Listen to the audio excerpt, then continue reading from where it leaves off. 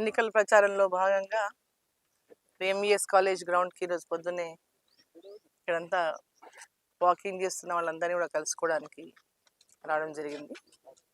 So వాళ్ళందరితో కూడా ఒక్కొక్కరితో కలవడం జరిగింది. వాళ్ళందరూ కూడా చాలా పాజిటివ్గా తప్పకుండా గెలిపిస్తాం, ఈసారి మోదీ గారే ఉండాలి, మీరే ఉండాలి అనేటటువంటిది ప్రతి ఒక్కరి నుంచి కూడా మంచి స్పందన ఉంది.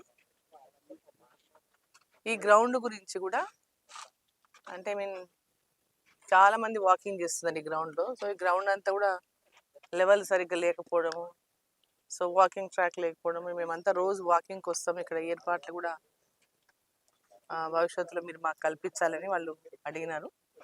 తప్పకుండా ఎంఈఎస్ ఈ గ్రౌండ్ ఏదైతే ఉందో ఈ వాకర్స్ కోసం అందరికి కూడా దీన్ని అభివృద్ధి కోసం నా సహకారం తప్పకుండా అందిస్తాను.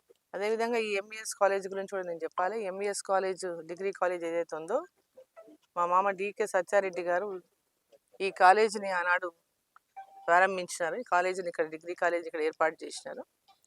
జిల్లాలో 2 డిగ్రీ కాలేజ్ ఉన్నాయి. ఫస్ట్ కాలేజు ఆనాడు గద్వాల మహారాణి ఆదిలక్ష్మి దేవమ్మ డిగ్రీ కాలేజు, తర్వాత ఎంఈఎస్ డిగ్రీ కాలేజ్ మహబూబ్ నగర్లో. ఈ 2 కూడా మా మామగారు అయినటువంటి డికే సత్యారెడ్డి గారు వీటిని స్థాపించారు.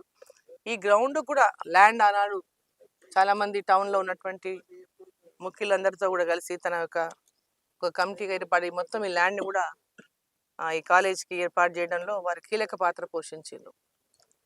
సో తప్పకుండా, ఎందుకంటే అప్పుడు ఉమ్మడి మహబూబ్నగర్ జిల్లా, అప్పుడు గద్వాల అలంపూర్ కూడా ఈ పార్లమెంట్లోనే ఉన్నాయి.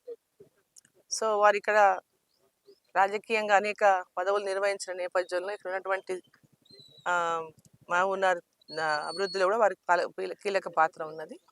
సో ఇక్కడ తప్పకుండా ఎంఈఎస్ కాలేజ్ గ్రౌండ్లో వాకర్స్ కోరినటువంటి విధంగా ఈ గ్రౌండ్ను వాకింగ్ కోసం కానీ ఇతర స్పోర్ట్స్ కోసం కానీ తప్పకుండా అభివృద్ధి చేస్తాం భవిష్యత్తులో. నాకు యోగాకి షెడ్ అడిగినారు, సో యోగాకు కూడా షెడ్ అడిగినారు. షెడ్ కోసం కూడా తప్పకుండా నా సహకారం అందిస్తానని చెప్పిన.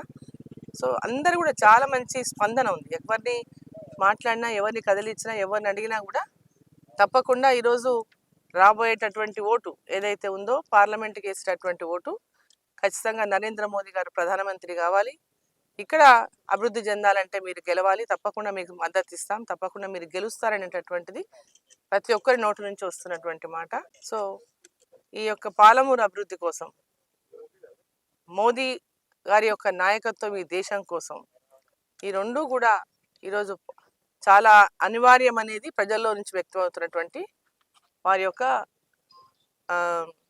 మాట, వారి యొక్క ఆలోచన, వారి యొక్క ఆకాంక్ష. మరి తప్పకుండా మహబూబ్ నగర్ ప్రజలకందరికీ కూడా నేను కోరుతా ఉన్నా, మీ అందరి ఆశీర్వాదం అందించండి.